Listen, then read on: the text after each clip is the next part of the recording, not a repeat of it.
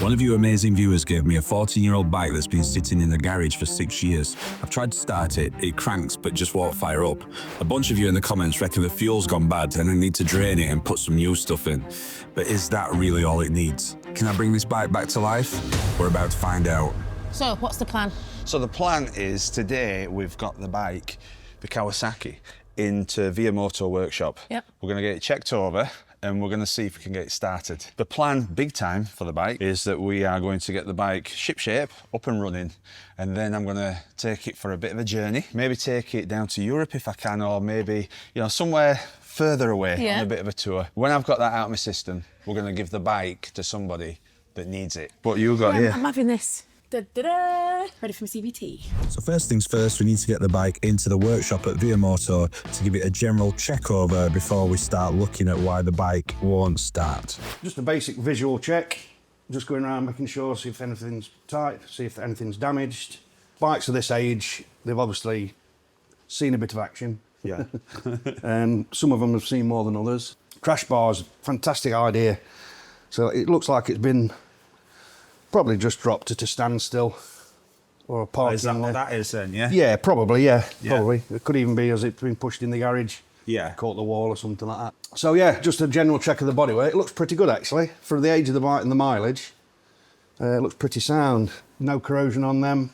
You do get like little scores because that's just the friction material biting onto the disc when you apply your brake. Next thing is your tyres. Now tyres are what keep you stuck to the road. Yeah. And they must be in good condition. And you should always check your tyres. You should always check your tyre pressures.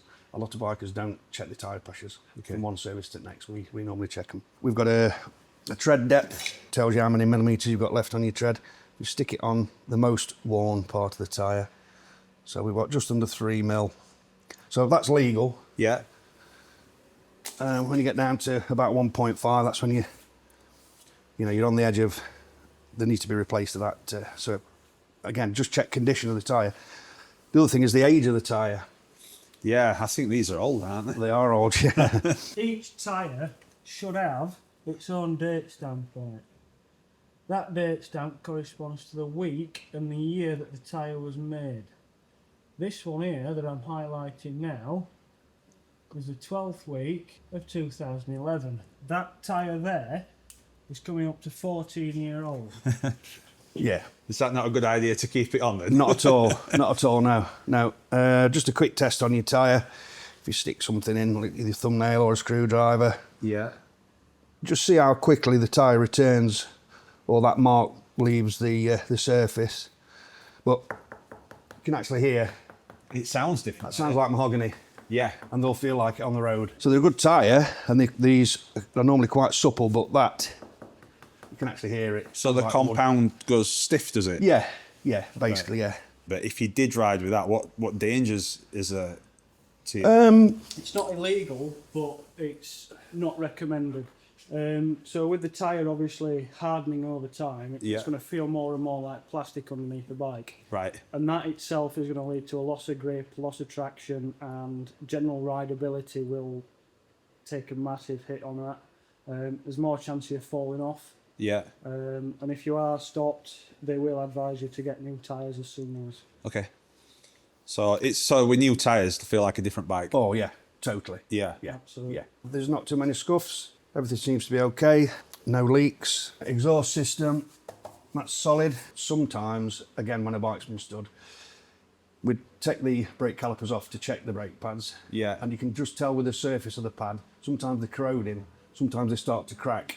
Right. So again, just a visual check. So if they crack, they could, while you're braking, they could shear off. Yeah, the friction pad could actually come away from the metal You don't part want of that, the do pad. So, Yeah. but again, it's a visual thing, and it's common sense really. Probably after your tyres, your next thing, if your bike's got a chain fitted, is keeping your chain adjusted properly and lubricated. The first thing we check is the condition of the chain.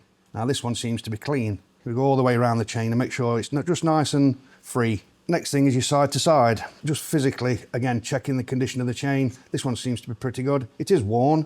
There's some slight wear in it. All in all, that's a serviceable item. We'd get that cleaned, get it slightly adjusted, and then lubricate it. Brian Lewis worked through their checklist and it was time to get their final opinion on the state of the bike. So how are we looking then? up to now? Yeah, generally, the bike's in pretty good nick. I would say that the bike's actually been looked after. It looks like it's been serviced. Yeah. I mean, the oil's clean in it. We've checked the oil in it. The bike won't start. Just open the fuel tank up and you can actually smell the fuel. It does smell like nail varnish. So what is going to be our first job? I think the first thing to do would be to clean it, because working on a clean bike is always better. And then the next thing would be to drain the tank. Time to give the bike a professional valet before moving on to the next stage.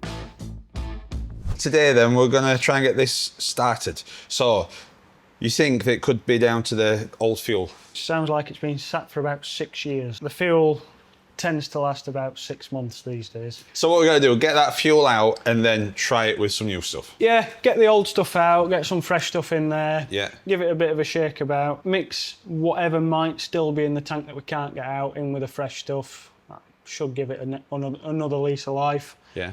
And press the button and see if it goes.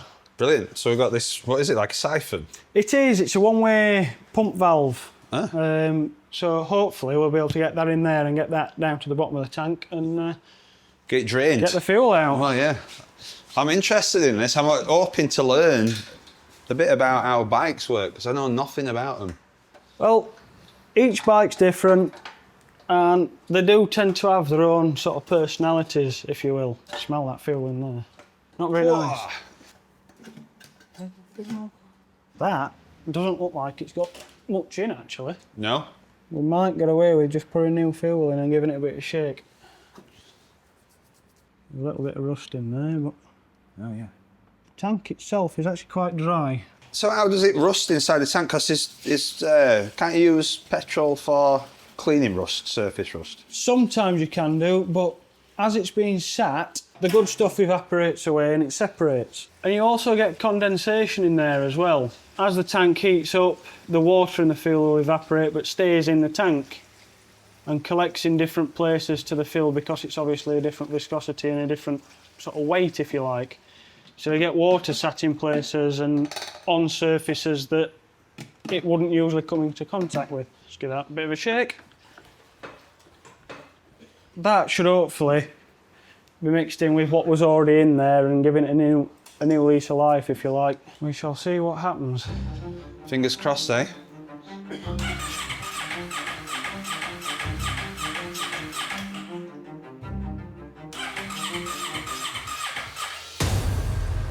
Still doesn't want to go. So I think next port of call would be seat off, tank off, bodywork off, get to the plugs and see what the plugs are like. So we didn't get it started this time, so we are going to book the bike back in. Well, it looks like fresh fuel wasn't enough to bring this old bike back to life. It cranks, but it's still not starting. So in the next video, we're getting our hands dirty, stripping this thing down to figure out what's really going on. Is it the carbs, the spark, something worse? Stick around and let's find out together. We might get to learn something. Thanks for watching. If you're not already subscribed, please consider subscribing. I look forward to your comments. You always help me out, and thank you for liking the video. See you next time.